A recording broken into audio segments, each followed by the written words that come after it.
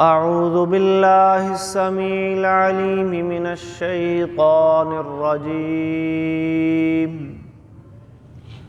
من همزه ونفخه ونفثه بسم الله الرحمن الرحيم سبحان الذي أسرى بعبده ليلا من المسجد الحرام إلى المسجد الأقصى الذي باركنا حوله لنريه من آياتنا إنه هو السميع البصير. قال النبي صلى الله عليه وآله وسلم إن الله زوى لي الأرض فرأيت مشارقها ومغاربها وإن أمتي سيبلغ ملكها ما زوي لي منها وأعطيت الكنزين الأحمر والأبيض وإني سألت ربي ألا يهلك بسنة عامة وألا يسلط عليهم عدوا من سوى أنفسهم فيستبيح بيضتهم وقال ربي يا محمد إني إذا قضيت قضاء فإنه لا يرد أعطيتك لأمتك ألا أهلكهم بسنة عامة وألا أسلط عليهم عدوا من سوى أنفسهم فيستبيح بيضتهم وَلَوِ اجْتَمَعَ عَلَيْهِمْ مَنْ بِأَقْطَارِهَا إِلَّا أَنَّهُمْ يُهْلِكُ بَعْضُهُمْ بَعْضًا وَيُسْبِي بَعْضُهُمْ بَعْضًا. رواہ مسلم.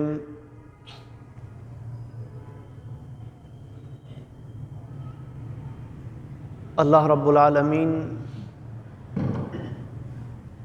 انبیاء کرام علیہم السلام کو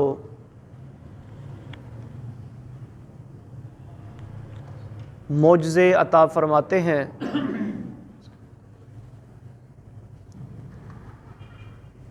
اور اللہ تبارک و تعالی نے ہمارے نبی محمد الرسول اللہ صلی اللہ علیہ وسلم کو بھی بے شمار معجزات عطا فرمائے. آپ کے معجزوں میں سے ایک معجزہ معجزہ معراج، معجزہ اسراء اور معراج کہلاتا ہے. نبی علیہ الصلوۃ والسلام مکۃ المکرمہ میں تھے. اعلان نبوت کو 10 برس ہو چکے تھے. مشرکین مکہ کی، کفار مکہ کی ایذا رسانیوں کا سلسلہ بند نہیں ہو رہا تھا. تکلیفیں بڑھتی چلی جا رہی تھیں. دعوت کے راستے میں رکاوٹیں کھڑی کی جا رہی تھیں. اللہ رب العالمین قرآن مجید میں اپنے نبی کو اور اہل ایمان کو تسلیاں دے رہے تھے کہ بالآخر حق غالب آئے گا، باطل مٹ جائے گا، اور یہ جو آپ کو جھٹلا رہے ہیں انہوں نے، ان کے آباء و اجداد نے آپ سے آنے والے پہلے نبیوں اور رسولوں کو بھی جھٹلایا ہے. جو مشکلات، جو تکلیفیں، جو پریشانیاں آپ برداشت کر رہے ہیں یہ آپ سے پہلے آنے والے انبیاء نے اور اہل ایمان نے برداشت کی ہیں. اور پھر اسی دوران نبی علیہ الصلوۃ والسلام طائف کی طرف سفر کرتے ہیں۔ سفر طائف کے اندر تو آپ کے ساتھ بہت ناروا سلوک کیا گیا۔ سیدہ عائشہ رضی اللہ تعالی عنہا بیان کرتی ہیں، ایک دفعہ میں نے رسول اللہ صلی اللہ علیہ وسلم سے پوچھا کہ آپ کی زندگی میں کیا احد کے دن سے بھی کوئی سخت دن آیا ہے؟ اور احد کا دن بھی بڑا سخت دن تھا، بڑا ایک امتحان والا دن تھا، جس دن 70 صحابہ کرام جام شہادت نوش کرتے ہیں۔ نبی علیہ الصلوۃ والسلام کے چچا سید الشہداء حضرت حمزہ رضی اللہ تعالی عنہ اور بے شمار جلیل القدر صحابہ اس مارکے کے اندر شہید ہو جاتے ہیں۔ خود نبی اکرم صلی اللہ علیہ وسلم زخمی ہوتے ہیں، آپ کے سر پہ زخم آتا ہے، آپ کا ایک دانت ٹوٹتا ہے۔ تو عائشہ رضی اللہ تعالی عنہ سوال کر رہی ہیں، کیا احد کے دن سے بھی کوئی سخت دن آپ کی زندگی میں آیا ہے؟ تو آپ صلی اللہ علیہ وسلم نے فرمایا، ہاں عائشہ، میرے اوپر ایک اور دن بھی آیا تھا، اور یہ وہ دن تھا کہ جب میں مکہ کے قریب طائف کی بستی میں دعوت کے لیے گیا، کہ مکہ والے تو ایمان اور اسلام اور اہل ایمان کے جانی دشمن بنے پھرتے ہیں، بات سننے کے لیے تیار نہیں، اسلام قبول کرنے کے لیے تیار نہیں۔ طائف والوں کو دعوت دے کے دیکھتے ہیں، شاید وہ بات مان جائیں۔ تو جب طائف پہنچے تو وہاں کے سرداروں سے بات چیت ہوئی، انہوں نے بات سننے سے ہی انکار کر دیا۔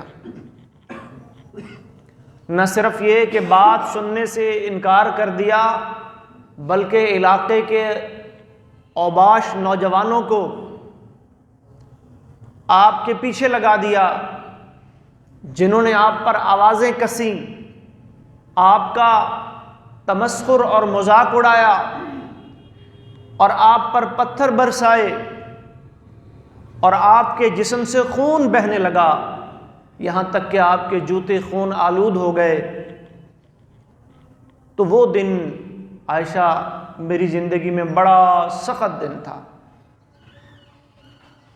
تو سختیاں بڑھتی جا رہی تھیں۔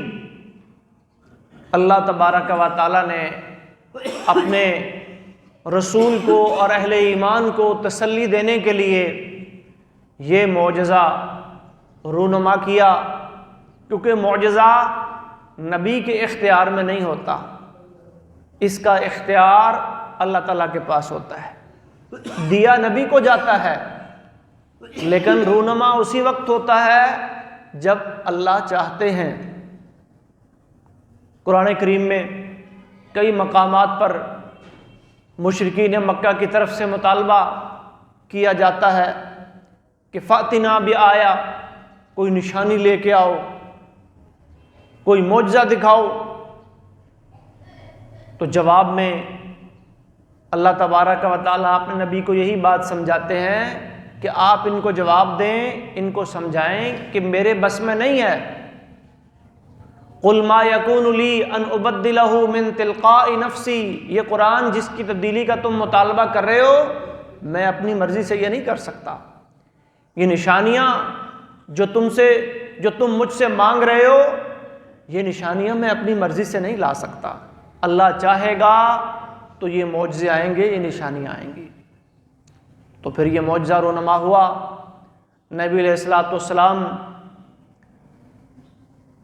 بیت اللہ کے اندر ایک جگہ ہے جسے حجر کہتے ہیں، حتیم بھی کہتے ہیں، اور یہ وہ جگہ ہے جو کسی دور میں بیت اللہ کا حصہ تھی۔ جب ابراہیم علیہ الصلوۃ والسلام نے کعبہ کو تعمیر کیا تو یہ بیت اللہ کا حصہ تھی، اور پھر قریش نے جب کعبہ کی دوبارہ تعمیر کی تو اس جگہ کو بیت اللہ کی حدود سے نکال دیا، کیونکہ ان کے پاس اتنے وسائل نہیں تھے۔ انہوں نے کہا تھوڑی جگہ میں بنا لیتے ہیں تاکہ یہ مکمل ہو جائے۔ اس جگہ کو حجر یا حتیم کہا جاتا ہے۔ اب اس کے ارد گرد ایک چھوٹی سی گرل سی دیوار سے بنا دی گئی ہے اور وہ بیت اللہ کا حصہ ہے۔ ایک دفعہ حضرت عائشہ رضی اللہ تعالی عنہا انہوں نے اس خواہش کا اظہار کیا کہ میں بیت اللہ کے اندر نماز پڑھنا چاہتی ہوں، تو نبی اکرم صلی اللہ علیہ وسلم نے فرمایا اگر تو چاہتی ہے کہ بیت اللہ کے اندر نماز پڑھے تو یہ جو حجر والی حتیم والی جگہ ہے یہاں نماز پڑھ لے، کیونکہ یہ بھی بیت اللہ کا حصہ ہے۔ اگر کوئی شخص بیت اللہ کے اندر نماز پڑھنے کی خواہش رکھتا ہے تو اس کی کوشش اگر کر لے، اسے اس حجر یا حتیم والی جگہ پہ نماز پڑھنے کا موقع مل جائے، سمجھو اس نے بیت اللہ کے اندر نماز پڑھ لی ہے۔ تو فرشتے مجھے اٹھا کے وہاں لے آئے، جبریل امین نے میرا سینہ چاک کیا، میرے دل کو باہر نکالا، زمزم کے پانی سے اس کو دھویا، اس میں ایمان اور حکمت کو بھرا، اور پھر دوبارہ میرا سینہ بند کر دیا گیا، اور ایک جانور میرے پاس لایا گیا جو گدھے سے بڑا اور خچر سے کچھ چھوٹا تھا، جسے براق کہا جاتا ہے۔ اور جب میں اس پہ بیٹھنے لگا تو اس نے تھوڑی ضد کی، تھوڑی اڑی کی اس نے، تو جبریل اسے کہتے ہیں کہ تجھے پتہ ہے تجھ پہ کون سوار ہو رہا ہے؟ اس کائنات میں ان سے افضل اور اعلیٰ کوئی نہیں ہے جو تجھ پہ سوار ہو رہا ہے۔ فرفز عراقا، تو یہ بات سن کر براق پسینے سے شرابور ہو گیا، اور نبی علیہ الصلوۃ والسلام نے اس پر سواری کی، اور آپ کا یہ سفر اسراء و معراج شروع ہوا۔ پہلے اللہ تبارک و تعالیٰ آپ کو بیت المقدس یعنی مسجد اقصیٰ کی طرف لے کر گئے۔ سبحان الذی، پاک ہے وہ ذات، اسریٰ بعبدہ لیلا، جو اپنے بندے کو رات کے وقت لے کر گیا، من المسجد الحرام، مسجد حرام یعنی بیت اللہ سے، الی المسجد الاقصیٰ، مسجد اقصیٰ کی طرف۔ الذی بارکنا حولہ، کون سی مسجد اقصیٰ؟ جس کے ارد گرد ہم نے بے شمار برکتیں رکھی ہیں۔ کون سی مسجد اقصیٰ؟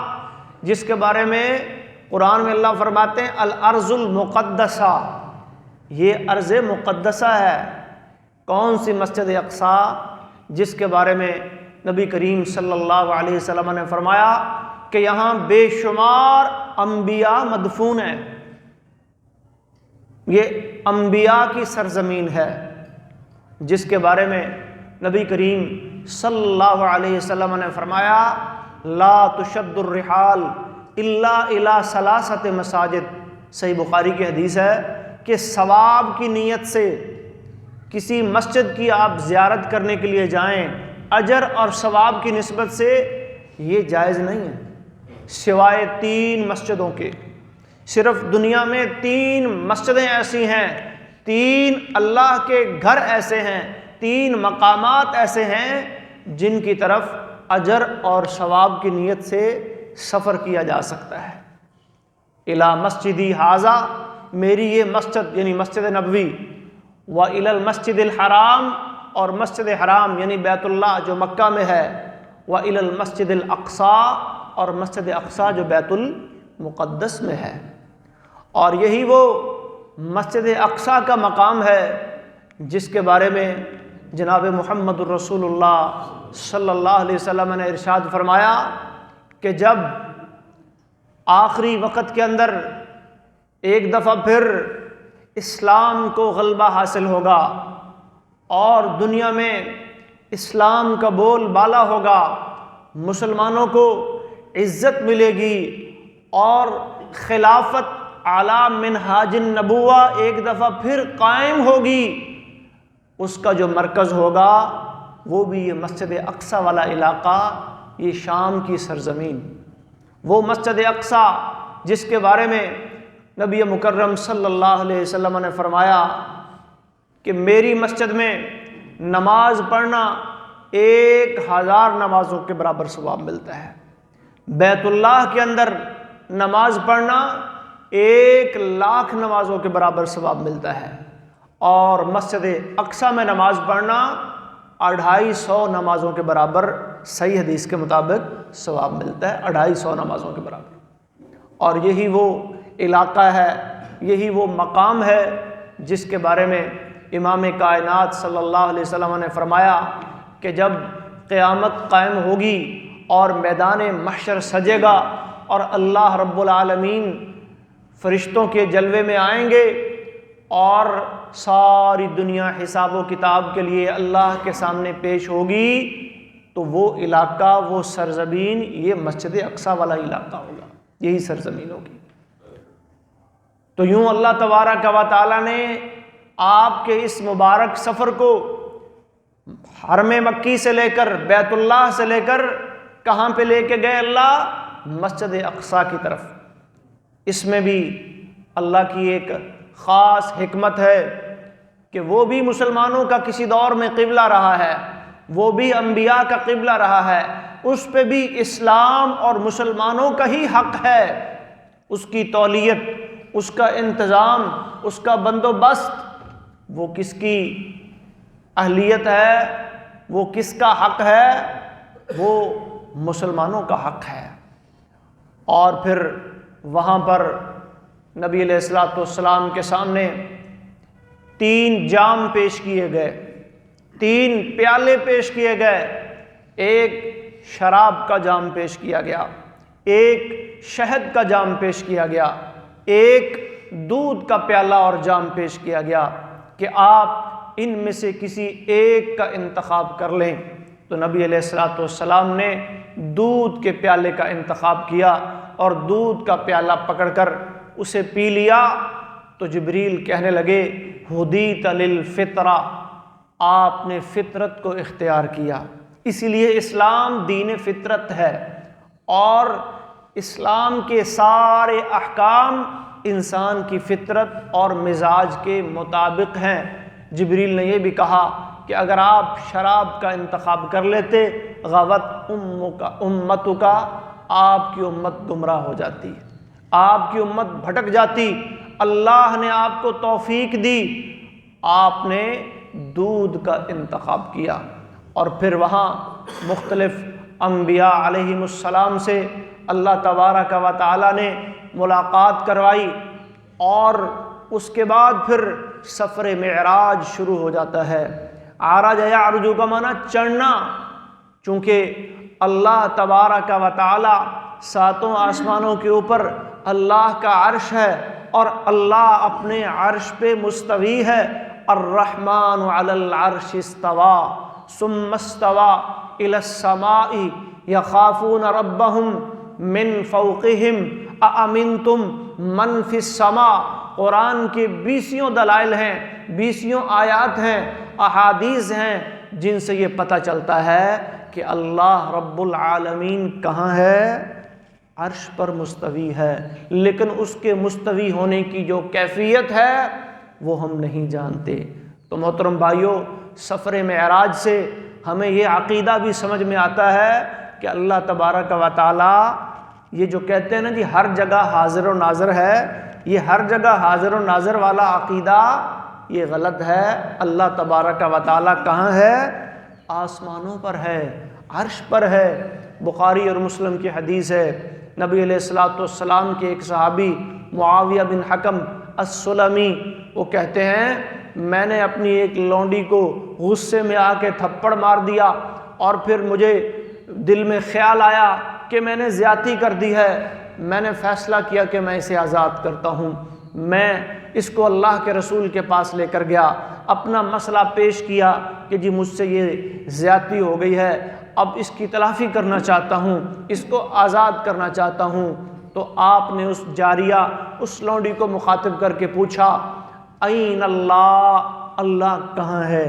قالت فی السماء، اس نے کہا اللہ آسمان میں ہے۔ پھر پوچھا من انا، میں کون ہوں؟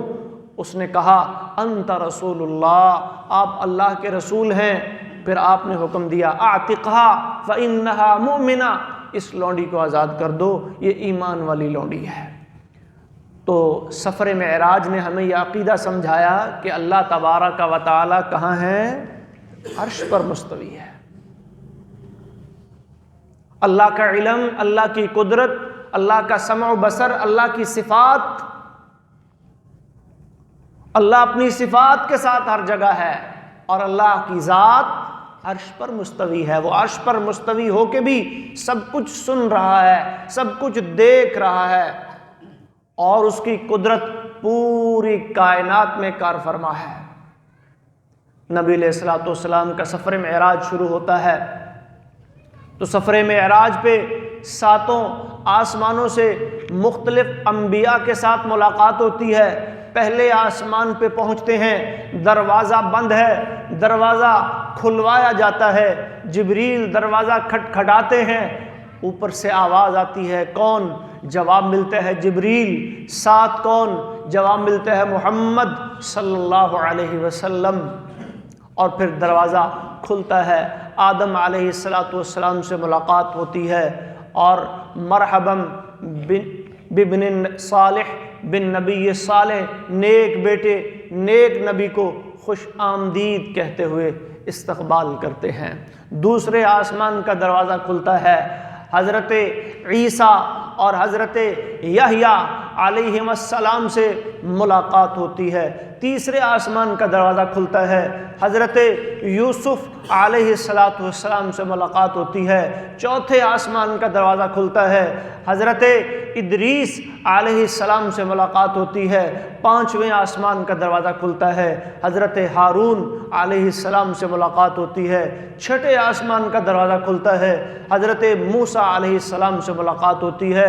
ساتویں آسمان کا دروازہ کھلتا ہے تو ابراہیم خلیل اللہ علیہ السلام سے ملاقات ہوتی ہے۔ سارے انبیاء استقبال کر رہے ہیں، خوش آمدید کہہ رہے ہیں، دعائیں دے رہے ہیں، اور پھر ساتویں آسمانوں کے اوپر سدرۃ المنتہا کے درخت تک پہنچتے ہیں۔ سدرہ عربی میں بیری کا درخت، بیری کو کہتے ہیں۔ منتہا اسے اس لیے کہا جاتا ہے کہ اوپر سے جو چیز آتی ہے نیچے والے فرشتے وہاں سے اس کو وصول کرتے ہیں، اور نیچے سے جو چیز جاتی ہے اوپر والے فرشتے وہاں سے اس کو وصول کرتے ہیں۔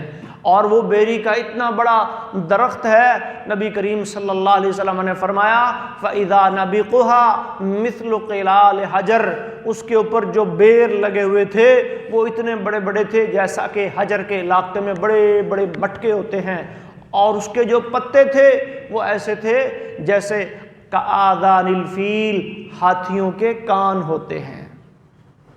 پھر اللہ تبارک و تعالیٰ سے مکالمہ ہوتا ہے، گفتگو ہوتی ہے، بات چیت ہوتی ہے۔ جیسے اللہ نے موسیٰ سے کلام کیا، ایسے اللہ تبارک و تعالیٰ نے ہمارے نبی جناب محمد الرسول اللہ صلی اللہ علیہ وسلم سے بھی کلام کیا، لیکن دیدار نہیں ہوا۔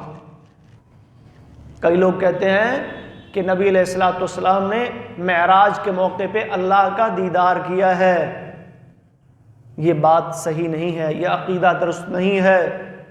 صحیح مسلم کے اندر حدیث آتی ہے، نبی کریم صلی اللہ علیہ وسلم سے پوچھا گیا، سیدہ عائشہ روایت کرتی ہیں، سیدنا ابو ذر رضی اللہ تعالیٰ عنہ روایت کرتے ہیں، ہل رأیت ربک، کیا آپ نے اپنے رب کو دیکھا ہے؟ قال، آپ نے فرمایا نور انا اراہ، نہیں وہ تو ایک نور ہے، میں اسے کیسے دیکھ سکتا ہوں۔ ہاں، سدرۃ المنتہا کے مقام پر جبریل امین علیہ السلام کو اصلی شکل میں آپ نے دیکھا۔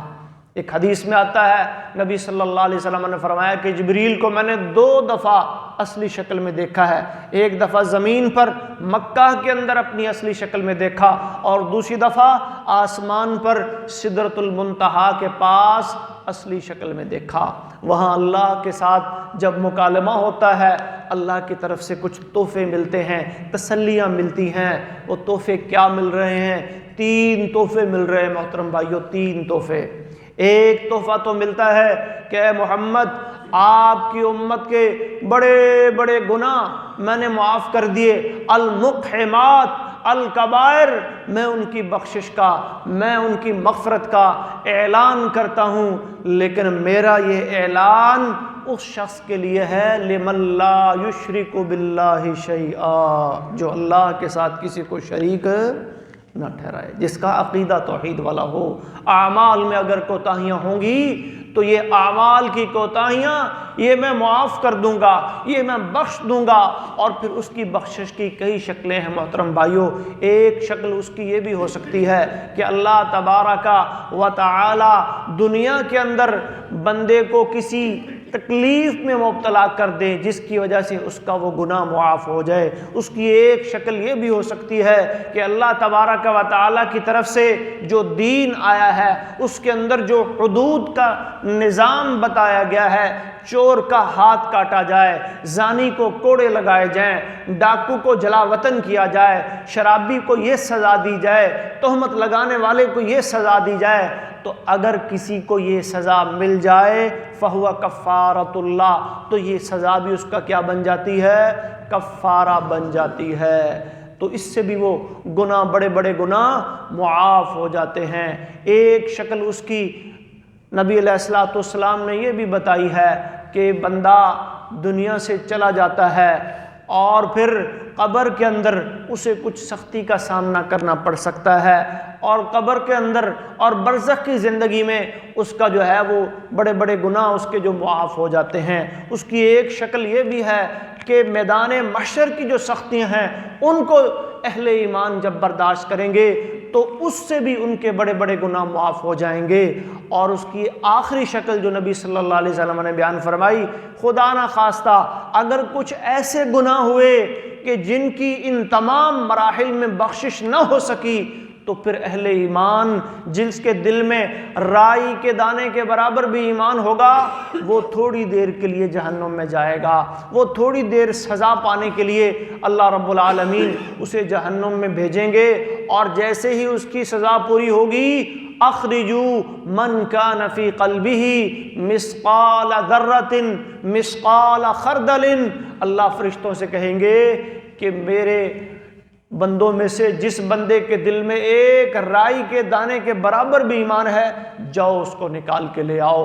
فرشتے جائیں گے اور ان کی پیشانیوں سے پہچان کر ان کو لے آئیں گے، کیونکہ جناب محمد الرسول اللہ صلی اللہ علیہ وسلم نے فرمایا ہے کہ جو پیشانی ایک دفعہ میرے سامنے سجدے میں جھک گئی، اس پیشانی کو جہنم کی آگ نہیں کھائے گی، نہیں چھوئے گی۔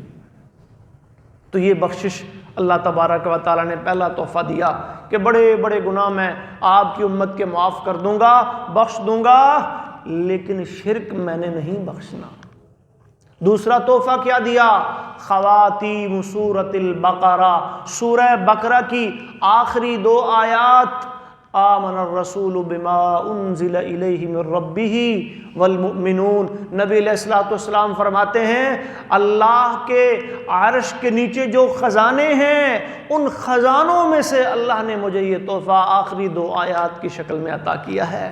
سورہ بقرہ کی آخری 2 آیات بڑی عظیم الشان آیات ہیں، تلاوت کے اندر، اپنے معنی و مفہوم کے اندر، اپنے احکام و مسائل کے اندر اور عقیدے کے اندر بڑی شاندار آیات ہیں۔ صحیح بخاری میں ایک حدیث آتی ہے کہ جو بندہ رات کو سوتے وقت ان 2 آیات کی تلاوت کر لیتا ہے اور ان کے مطابق اپنا عقیدہ وہ بنا لیتا ہے اور یہ اعلان کر کے سوتا ہے کہ اللہ میں بھی ایمان لایا، رسول بھی ایمان لایا، سارے مومن بھی ایمان لائے، جو تیرا دین، تیرے فرشتوں پر، تیری کتابوں پر، تیرے رسولوں پر، آخرت کے دن پر، سمعنا و اطعنا، اللہ ہم نے بات کو سن لیا، اللہ ہم نے بات کو مان لیا، معافیاں مانگ لی، واعف عنا واغفر لنا وارحمنا، ہمیں معاف کر دے، ہمیں بخش دے، ہم پہ رحم فرما دے، فانصرنا علی القوم الکافرین۔ یہ دعائیں بھی ہیں، یہ عقیدہ بھی ہے، یہ احکام بھی ہیں۔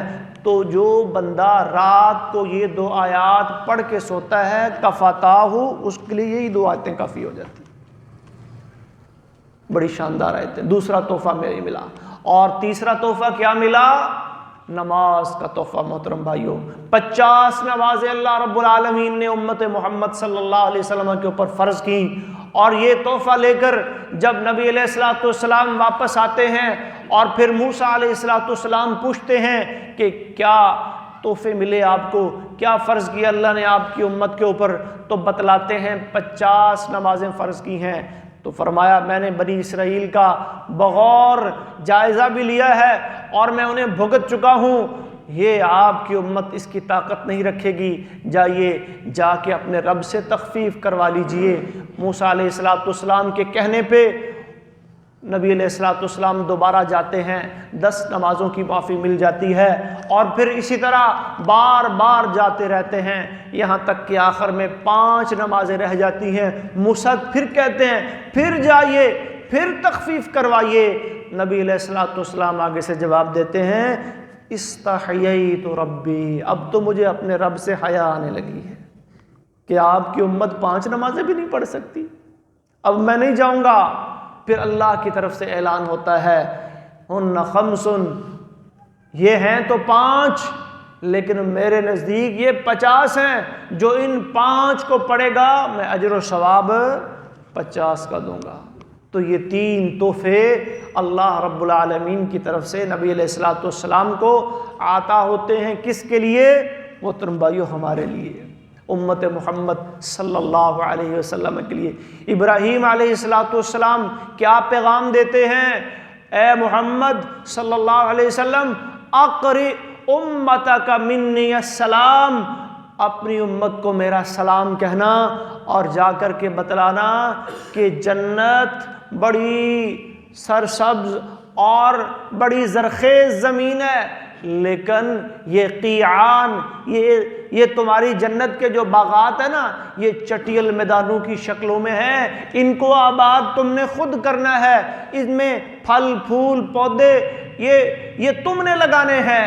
سبحان اللہ کہنے سے جنت میں ایک پودا لگ جائے گا، الحمدللہ کہنے سے جنت میں ایک پودا لگ جائے گا، لا الہ الا اللہ کہنے سے جنت میں ایک پودا لگ جائے گا، لا حول ولا قوت الا باللہ کہنے سے جنت میں ایک پودا لگ جائے گا۔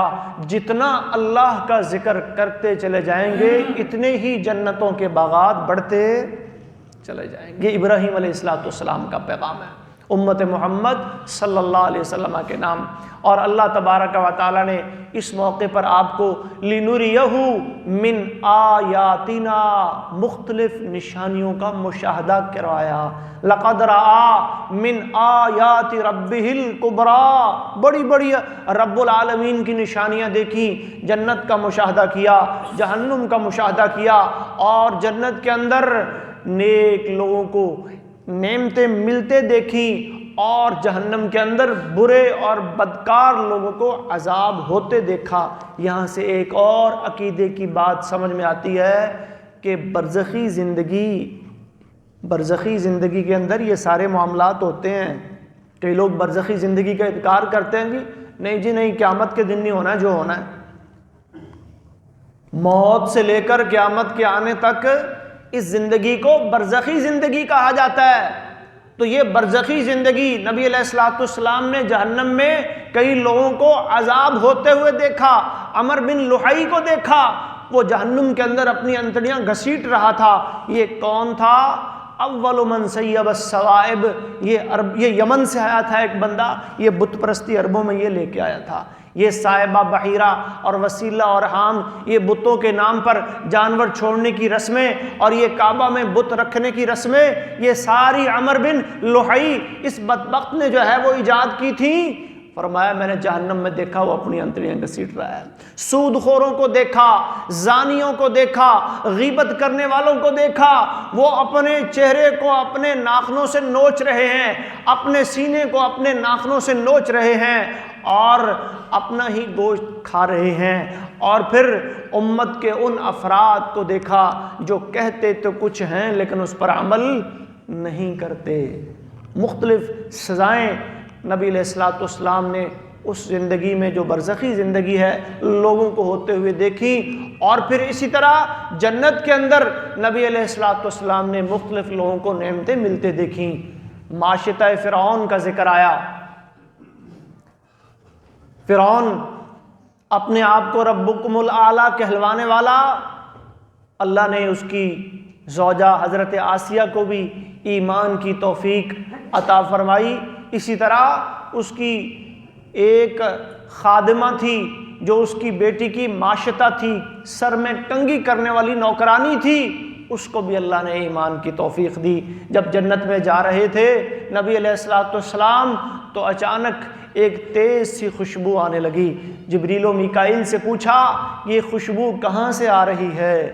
تو بتلایا گیا یہ وہ معاشطہ فرعون کی خوشبو ہے۔ وہ معاشطہ فرعون، وہ فرعون کی بیٹی کی جو معاشطہ تھی، وہ جو کنگھی کرنے والی تھی، یہ اللہ رب العالمین نے اس کے لیے جو جنت تیار کی ہے، یہ خوشبو وہاں سے آ رہی ہے۔ تو معراج کا واقعہ محترم بھائیوں بہت سے سبق وہ ہمیں دیتا ہے۔ نبی علیہ الصلوۃ والسلام کا یہ معجزہ سب سے پہلا سبق تو اہل ایمان کے لیے تسلی ہے کہ اپنے دین کے اوپر تم نے ثابت قدم رہنا ہے۔ تکلیفیں، مشکلیں اور پریشانیاں جس طرح پہلے انبیاء پر آئیں، یہ تم پر بھی آ سکتی ہیں۔ ایوب نے صبر کیا، یوسف علیہ السلام نے قید و بند کی صعوبتیں برداشت کیں، ایوب علیہ السلام نے بیماری کو برداشت کیا، موسیٰ علیہ السلام نے فرعون کے رویے کو برداشت کیا، بنی اسرائیل کی تکلیفوں کو برداشت کیا، ہارون علیہ السلام، یحییٰ اور زکریا اور عیسیٰ علیہ السلام، ان نبیوں نے کتنی اذیتیں اور تکلیفیں برداشت کیں، لیکن بالآخر والعاقبۃ للمتقین، اچھا انجام کن کے لیے ہے؟ متقین کے لیے ہے۔ آخرت کا گھر کن کے لیے ہے؟ متقین کے لیے ہے۔ تو یہ پہلا پیغام معراج کا، سفر معراج کا وہ پہلا سبق جو ہمیں ملتا ہے کہ اہل ایمان کو ایمان کے اوپر ثابت قدم ہونا ہے۔ دوسرا سبق معراج سے جو ہمیں ملتا ہے کہ دین اور ایمان یہ وحی الہی کے تابع ہیں۔ ہمیں اللہ کی طرف سے آنے والی وحی کے اوپر اپنے دین کی بنیاد رکھنی ہے، اس کے مطابق اپنا عقیدہ بنانا ہے، اپنے عقلی گھوڑے نہیں دوڑانے، قیاس کی طرف نہیں جانا۔ کوئی کہے جی میں نہیں مانتا، راتوں رات کوئی مکہ سے اٹھے اور بیت المقدس چلا جائے اور بیت المقدس سے اٹھے اور ساتوں آسمانوں کی سیر کر کے آئے، عقل اگر سوچنے لگے تو عقل مانتی نہیں، لیکن اگر ایمان کی بات کریں تو ایمان کہتا ہے یہ ہوا۔ اور ابوبکر صدیق رضی اللہ تعالیٰ عنہ سے جب قریش مکہ نے کہا نا کہ وہ تیرا صاحب، تیرا ساتھی یہ دعویٰ کر رہا ہے، ابوبکر صدیق رضی اللہ تعالیٰ عنہ آگے سے کیا جواب دیتے ہیں؟ اگر یہ دعویٰ محمد کا ہے تو محمد اپنے دعوے میں سچا ہے صلی اللہ علیہ وسلم، اسی لیے لقب کیا ملا؟ صدیق۔ تو معراج کا واقعہ، معراج کا معجزہ ہمیں نماز کی اہمیت بھی یاد دلاتا ہے، ہمیں اپنے دین کے اوپر ثابت قدمی سے کھڑے ہونے کا سبق بھی دیتا ہے، اور اپنے دین کی بنیاد کتاب و سنت کے اوپر رکھنا یہ پیغام بھی دیتا ہے، اور یہ اللہ کی توفیق کے بغیر ممکن نہیں۔ معراج کے واقعے میں، معراج کے معجزے میں ایک سبق یہ بھی ہے کہ اللہ کی توفیق کے بغیر وما توفیقی الا باللہ علیہ توکلت والیہ انیب، کوئی نیکی کا کام، کسی برائی سے بچنا اللہ کی توفیق کے بغیر ممکن نہیں۔ اللہ کی توفیق ہوئی، نبی علیہ الصلوۃ والسلام نے اس دودھ کے پیالے کا انتخاب کیا، اللہ کی طرف سے توفیق ملی، ما زاغ البصر وما طغى، نبی علیہ الصلوۃ والسلام کی نگاہ جو ہے نہ ادھر ادھر ہوئی نہ اپنی حد سے بڑھی، تو اللہ کی توفیق کے بغیر یہ ممکن نہیں۔ واقعہ معراج سے ایک سبق ہمیں یہ بھی ملتا ہے کہ ہمیں انبیاء کرام علیہم السلام کی سیرت سے، ان کی زندگیوں سے رہنمائی لینا چاہیے، ان کے نقش قدم پر چلنے کی کوشش کرنی چاہیے۔ اولئک الذین ھداھم اللہ فبھداہ مقتدہ، اللہ نے مختلف نبیوں سے ملاقات کروائی ہی اس لیے کہ یہ نبی جو آپ سے پہلے چلے گئے، یہ موسیٰ، یہ ہارون، یہ یوسف، یہ یحییٰ، یہ زکریا، یہ ادریس، یہ ابراہیم، یہ بھی دعوت کے راستے پر، یہ بھی جہاد کے راستے پر، یہ بھی اللہ کے دین کو دنیا میں غالب کرنے کے راستے پر قربانیاں پیش کر گئے۔ انہی راستوں کے اوپر آپ نے بھی قربانیاں پیش کرنی ہیں۔ اور آخر میں وہ حدیث جو صحیح مسلم کے حوالے سے میں نے آپ کے سامنے پڑھ لی، اس کا مفہوم سن لیں۔ ثوبان رضی اللہ تعالیٰ عنہ بیان کرتے ہیں، ان اللہ زوالی الارض، جس طرح اللہ نے مجھے آسمانوں کی سیر کروائی، اللہ نے مجھے زمینوں کی سیر بھی کروائی۔ اللہ نے ساری زمینیں لپیٹ کے میرے سامنے رکھ دیں۔ فرأیت مشارقہا و مغاربہا، میں نے ان کے مشرق بھی دیکھ لیے، میں نے ان کے مغرب بھی دیکھ لیے۔ وَإِنَّ أُمَّتِي سَيَبْلُغُ مُلْكُهَا مَا زُوِيَ لِي مِنْهَا، اور میری امت، اس کی بادشاہت، اس کی خلافت، اس کا سکہ، اس کا دین وہاں تک پہنچے گا جہاں جہاں تک زمین لپیٹ کے مجھے دکھائی گئی ہے۔ اسلام کو، دین کو، ایمان کو غلبہ حاصل ہوگا۔ یہ طاغوتی کافر طاقتیں، یہ کفریہ طاقتیں، ان کی توانائیاں، ان کی طاقتیں، ان کے غلبے یہ عارضی ہیں، یہ نظام بدلے گا۔ وَلَيَنْصُرَنَّ اللَّهُ، اللہ کی مدد آئے گی۔ كَتَبَ اللَّهُ لَأَغْلِبَنَّ أَنَا وَرُسُلِي، اللہ کا یہ فیصلہ ہے، إِنَّا لَنَنْصُرُ رُسُلَنَا وَالَّذِينَ آمَنُوا فِي الْحَيَاةِ الدُّنْيَا وَيَوْمَ يَقُومُ الْأَشْهَادُ۔ نبی علیہ الصلوۃ والسلام فرماتے ہیں، جہاں جہاں کی زمین مجھے دکھائی گئی ہے وہاں وہاں دین اسلام پہنچے گا۔ بیت مدر ولا وبر، کوئی خیمہ باقی نہیں بچے گا، کوئی کچا یا پکا مٹی کا گھر باقی نہیں بچے گا، اسلام کی روشنی ہر جگہ پہنچے گی۔ وَأُعْطِيتُ الْكَنْزَيْنِ، اللہ نے مجھے 2 خزانے دیے، الاحمر، ایک سرخ خزانہ یعنی سونے کی شکل میں، الابیض، ایک سفید خزانہ یعنی چاندی کی شکل میں۔ اور پھر میں نے اپنے اللہ سے دعا کی، کیا دعا کی؟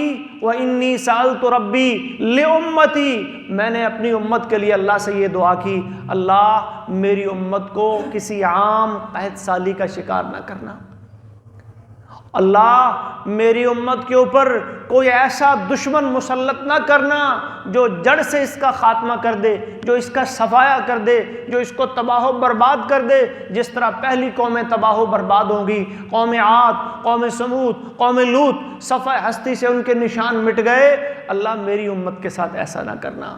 اللہ کی طرف سے جواب آیا، انی اذا قضیت قضاء فانہ لا یرد، کہ جب میں کوئی فیصلہ کرتا ہوں تو پھر میرا فیصلہ ٹالا نہیں جا سکتا۔ اعطیتک لامتک، میں نے آپ کی امت کے لیے دیا آپ کو جو آپ نے مانگا۔ اللہ اسلط علیہم، کہ میں ان پر قحط سالی نہیں لاؤں گا جس سے پوری امت ختم ہو جائے، میں ان پر کوئی ایسا دشمن مسلط نہیں کروں گا جو اس کا صفایا کر دے، جڑ سے خاتمہ کر دے۔ وَلَوِ اجْتَمَعَ عَلَيْهِمْ مَن بِإِخْطَارِهَا، ساری دنیا کے کافر بھی اکٹھے ہو کے آ جائیں میری امت کا خاتمہ نہیں کر سکیں گے، اللہ، ہاں لیکن یہ بات ہے اَن يُهْلِكَ بَعْضُهُمْ بَعْضًا، آپ کی امت کے اپنے افراد ہی ایک دوسرے سے الجھیں گے، لڑیں گے، ایک دوسرے کو قتل کریں گے، یُسْبِیَ بَعْضُهُمْ بَعْضًا، ایک دوسرے کو قیدی بنائیں گے، تو یہ میرا فیصلہ یہ تبدیل نہیں ہوگا۔ تو محترم بھائیو، واقعہ معراج نبی علیہ الصلوۃ والسلام کا ایک عظیم الشان معجزہ ہے جو ہمیں عقیدہ بھی سکھاتا ہے، جو ہمارے ایمان کی تجدید بھی کرتا ہے، جو ہمیں تسلیاں بھی دیتا ہے کہ انشاءاللہ دنیا کے اندر بھی غلبہ اسلام کو ملے گا، مسلمانوں کو ملے گا، اور آخرت کے اندر بھی اللہ تبارک و تعالی نے جو نعمتیں اہل ایمان کے لیے، اطاعت کرنے والوں کے لیے، فرما برداری کرنے والوں کے لیے رکھی ہیں، نبی علیہ الصلوۃ والسلام اپنی آنکھوں سے دیکھ کر ان کو آ گئے ہیں، اور اب آ کے آپ کو بتا رہے ہیں۔ یقین آپ نے کرنا ہے، وعدے اللہ نے پورے کرنے ہیں۔ وَمَنْ أَصْدَقُ مِنَ اللَّهِ قِيلًا، اللہ سے بڑھ کر سچی بات کرنے والا، اللہ سے بڑھ کر اپنے وعدے کو پورا کرنے والا کوئی نہیں ہے۔ إِنَّكَ لَا تُخْلِفُ میعاد۔ دعا پڑھتے ہیں نا جی، اللہ تو وعدوں کی خلاف ورزی نہیں کرتا۔